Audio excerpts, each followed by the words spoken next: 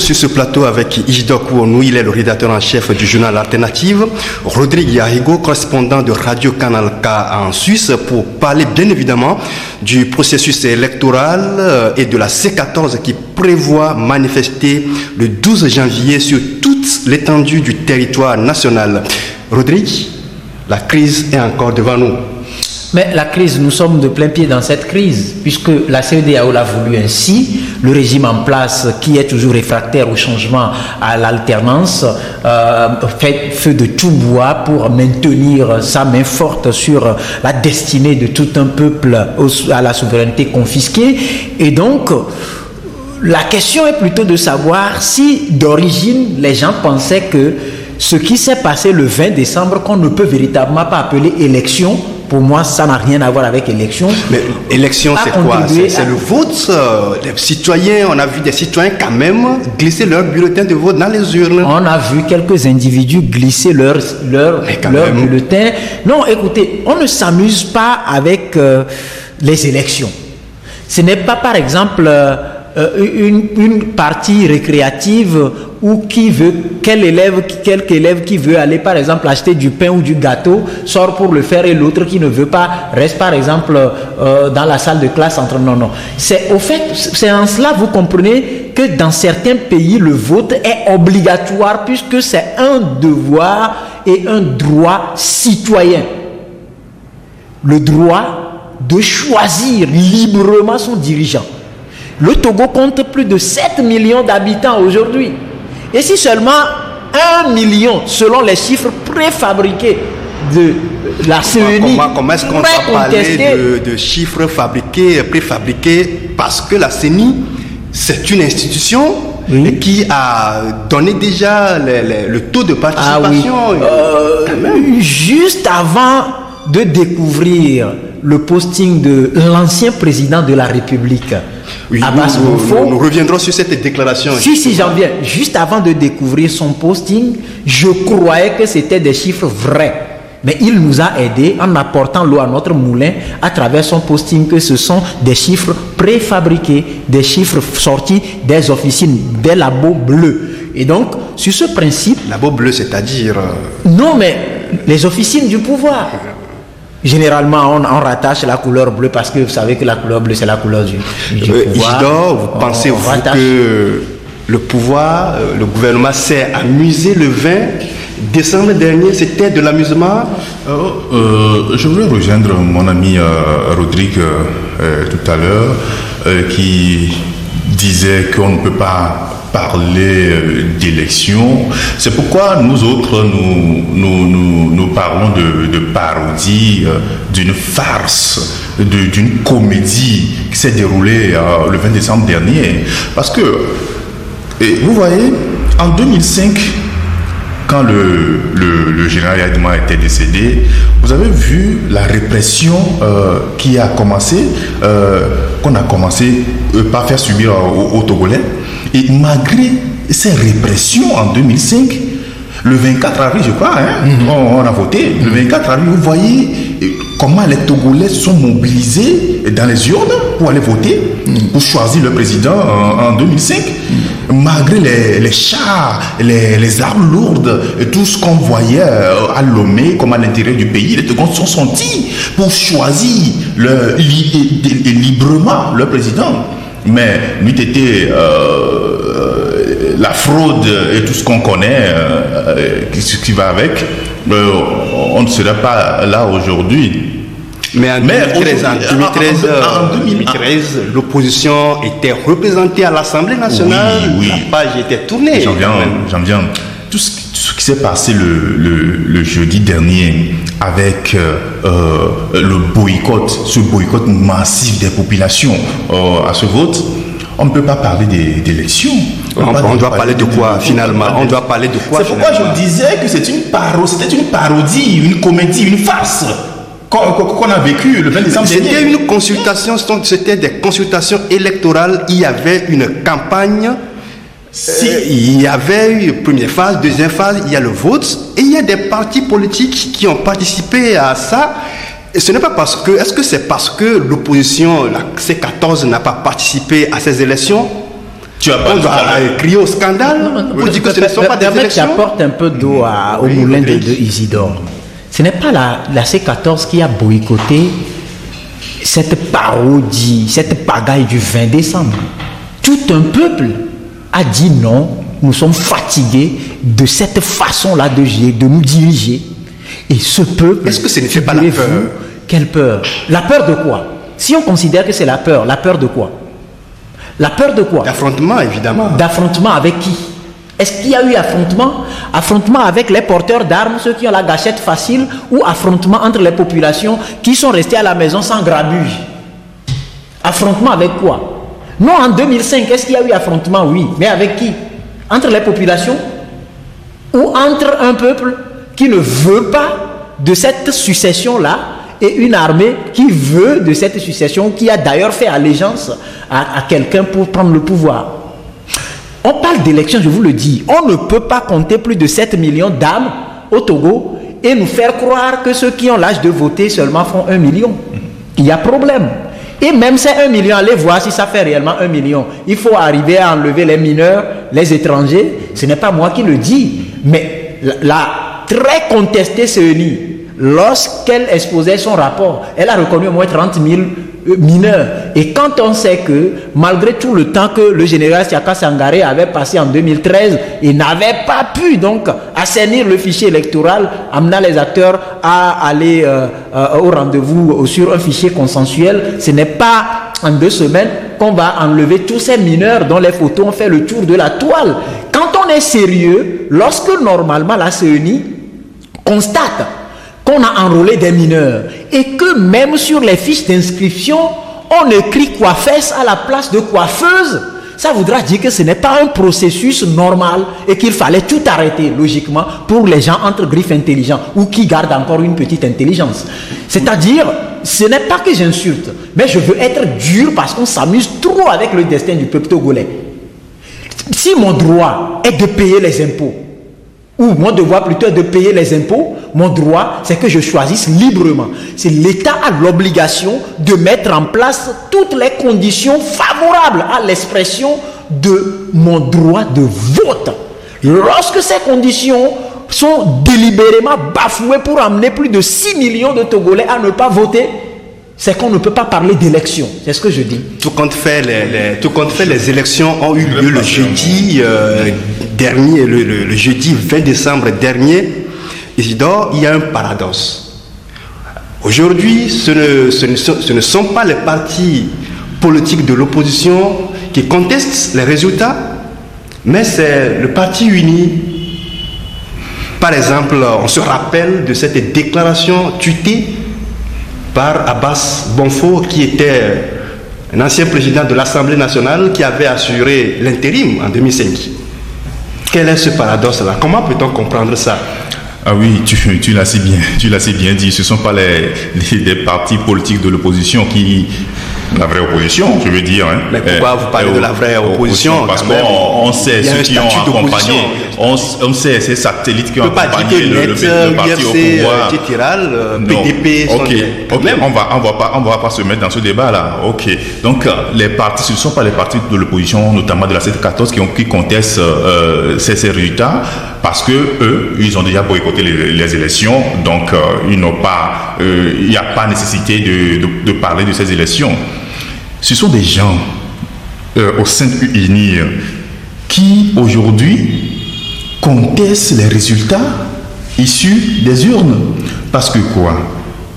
Abbas Bonfo, on l'a vu, tout le monde l'a vu sur les réseaux sociaux, il a tweeté. Il conteste notamment les résultats qui sont sortis de la circonscription électorale de Bassa. Oui, c'est ça. Normalement, ce que la CELI de Bassa avait envoyé à la CENI, c'était que les 3 sièges à pouvoir à Bassa étaient revenus à UNIR. Mais ce que la CENI a publié, les résultats que la CENI a publiés, il figurait dans ces résultats que un des 3 sièges est allé au net. C'est ce que de Djiritama. C'est ce que Abbas Bonfo, un ancien président de l'Assemblée nationale, de la République. de la Ancien président de la République. De la, il y a un Par ancien président de la intérim, République. Oui, merci pour le rappel. Conteste aujourd'hui parce qu'il ne comprend pas pourquoi la CENI de Bassa envoie un résultat à la CENI et que à la proclamation, c'est un autre résultat qu'on voit sur la feuille.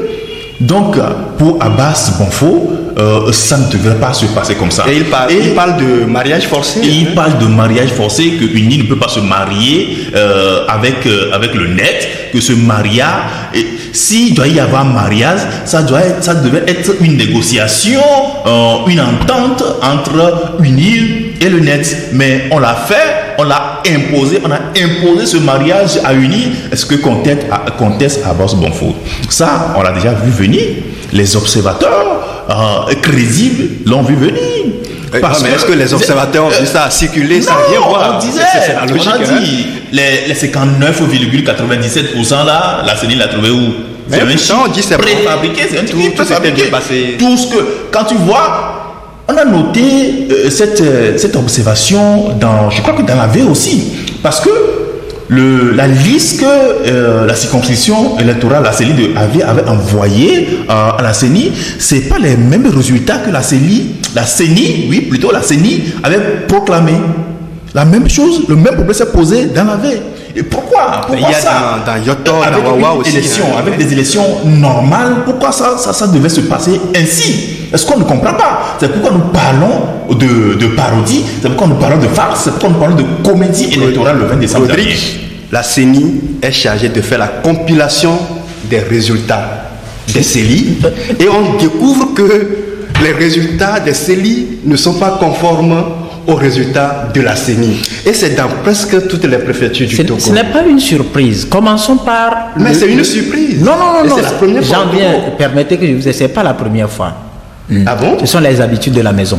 Parlons premièrement du taux de participation. Vous avez vu sur la fiche que la CENI elle-même a publié avant de parler de 59,69%.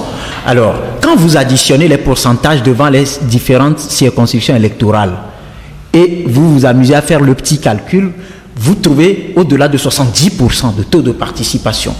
Ça conteste donc les 59%. Vous avez fait le calcul là? Ah oui, pourquoi pas? Allez-y, les données sont sur les réseaux sociaux. Ça va au-delà de 110%. Mais c'est grave. Et où est-ce que la CENI a trouvé les 59%? La grande interrogation. Revenons parler du fait de ce tweet de l'ancien président Abbas Bonfo. Non, je tiens à le saluer de passage parce qu'il a prouvé quelque part qu'il pouvait être un grand homme. C'est-à-dire qu'il connaît les habitudes de la maison, mais ce qui l'amène à réagir ainsi, il parle de la justice pour les électeurs du Grand Bassar. Les arrangements, on avait eu les informations depuis l'UFC. J'avais déjà dit sur une télévision de la place que l'UFC allait obtenir, il était prévu de lui donner 8 sièges pour être chef de file de l'opposition. Et au finish, qu'est-ce qui n'a pas marché? Au moins, l'UFC s'en sort avec 6. Ce qui veut dire que ce n'est pas un arrangement. Non, attends, je t'explique. C'est la vérité des urnes. Non. Qu'est-ce que tu mets dans vérité des urnes, mon cher? Ce qu'on appelle vérité des urnes, ce n'est pas ce que la CENI a proclamé. Les anomalies dans le Yotor, dans le Wawa, dans la V tel que Isidore venait de le dire tout à l'heure, vous appelez ça aussi vérité des urnes? Non, c'est qu'on est en train de distribuer un gâteau. On est en train d'émietter le gâteau pour faire des arrangements. Oh, c'est quoi ces élections-là? On parle de 18 sièges pour les indépendants. Les indépendants où majoritairement on est conseiller à la présidence. Vous avez déjà vu quelqu'un conseiller à la présidence qui soit de l'opposition, de la vraie opposition? Il est citoyen. Il est citoyen. Non, mais écoutez, ce n'est pas la logique au fait, c'était pour avoir la majorité confortable pour faire passer ces tests que la C14 a contestés. Maintenant, on se dit que finalement, comme je le dis, le vote a eu lieu. Les députés, le Togo connaît maintenant une nouvelle Assemblée nationale avec une nouvelle configuration, avec des députés également. Parlons maintenant de la qualité des débats qui vont avoir lieu à l'hémicycle. Qualité de quel débat? C'est-à-dire, au fait, au Parlement. On parle d'élus du peuple. les députés sortis des élections de 2013, on a vu à peu près ce que ça a donné à l'Assemblée nationale. Vous avez vu que malgré les conditions défavorables à des élections propres, l'opposition a accepté d'aller sous d'abord la pression de la France, du groupe des 5, des religieux, où ils se sont retrouvés à l'OCDI avec les Nations Unies pour négocier cette participation-là. Donc il n'y a pas eu tellement de contestation. Et on a vu tout ce que ça a donné à l'Assemblée nationale. Mais pour ces députés nommés entre griffes, ou à qui on nomme un député, on nomme avec... il y a des décrets présidentiels qui nomment. Oui. Comment vous expliquez l'anomalie que dénonce... Comment vous appelez l'anomalie que dénonce Abbas Monfo? Justement. C'est un cadeau. Quand on vous fait un cadeau, vous avez quelle voix pour aller parler? Mais ce n'est pas une assemblée nationale. Isidore, vous aussi vous doutez de la qualité. C'est une cour de récréation ou une pagaille, ou une cour de récréation où les gens vont se mettre à parler de comédie, à dire quoi que ce soit, et puis celui qui a donné, le donateur, va faire passer. Ben, attends. Mais Isidore, vous aussi vous doutez de la qualité des débats à l'Assemblée nationale avec les nouveaux députés, les nouveaux élus. Bien évidemment. Quand on voit ce qui s'est passé à le 20, comment on a distribué le gâteau, les 91, c'est ce qui étonne, 91 gâteaux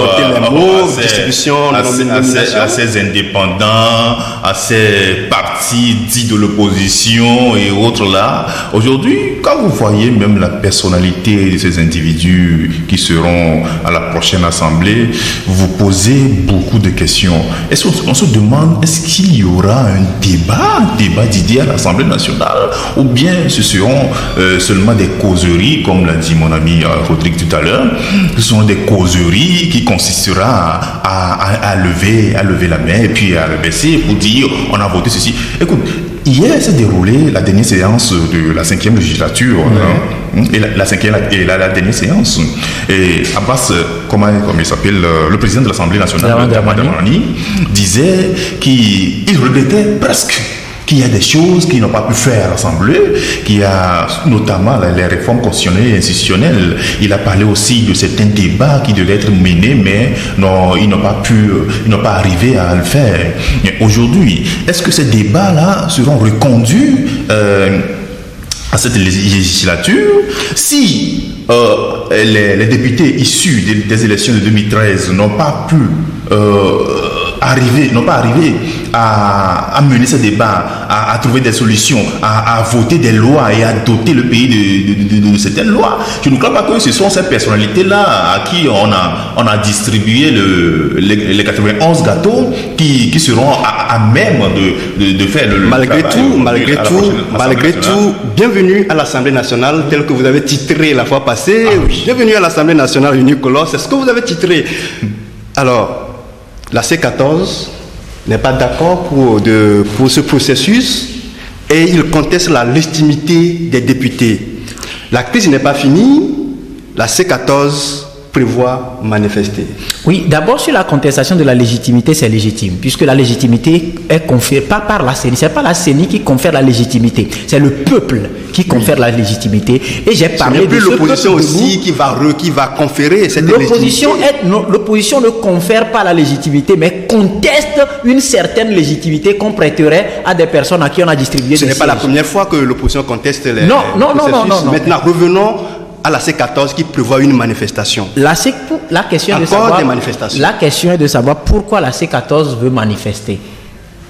C'est-à-dire que ce qui a été fait, la pagaille n'a pas arrêté ou empêché le vent de souffler. Le vent continue de souffler de plus belle et il faut réorienter, donner une autre direction à ce vent. Et c'est l'annonce que la C14 a fait la dernière fois en parlant d'un grand mouvement citoyen pour délivrer le pays. Et quand vous prenez ce rendez-vous, c'est de bonne guerre. Quand vous êtes dans une lutte, vous n'avez pas achevé la lutte, mais figurez-vous qu'ils sont allés jusqu'à faire le plus grand sacrifice. Il n'y a plus un seul député dans tout ce lot à l'Assemblée nationale. Pour répondre à ceux qui disaient que non, ils sont à l'Assemblée pour juste se réjouir ou jouir de leurs émoluments, non, ils ont dit nous n'en jouissons pas, mais nous continuons la lutte. Et ça, c'est un signal fort. Contester, oui, on doit contester. Et ce qui m'a plu dans leur déclaration, est quand ils disent qu'ils vont traiter ces personnes à qui on a distribué les sièges au même titre que le régime en place, le RPT uni. Pourquoi? Parce que ce sont des alliés. On peut commencer aujourd'hui par parler du RPT UNIR et ses alliés. Ça n'engage que les leaders de l'opposition. Parce que l'allié de la C14, c'est le peuple. L'allié du RPT UNIR, c'est bien sûr ceux à qui il a distribué les sièges. Et donc c'est de bonne guerre. Est-ce qu'on ne risque pas d'assister à la même chose en 2010? Il y a le front qui a marché pendant longtemps. Aujourd'hui, au sorti d'un processus, est-ce que la C14 ne devait pas observer un temps mort pour évaluer les forces et les faiblesses des démarches de la stratégie engagée depuis 19 août 2017? Une minute. La C14 est dans sa logique, puisque la crise n'est pas résolue. Ce qu'on a commencé le 19 août, on a réclamé les réformes constitutionnelles et institutionnelles. Les réformes constitutionnelles et institutionnelles ne sont pas adoptées aujourd'hui. On voulait le faire. Normalement, ces réformes, comme nous savons tous, ces réformes devaient se faire avant ces élections-là. Comme elles n'ont pas été faites, la crise continue. C'est pourquoi la C14 a encore prévu des manifestations dans les jours qui vont venir. La crise continue au Togo. En attendant, nous, on marque une pause parce que le temps, ça joue contre nous. On reviendra pour le dernier sujet à la dernière partie de cette émission. À tout à l'heure.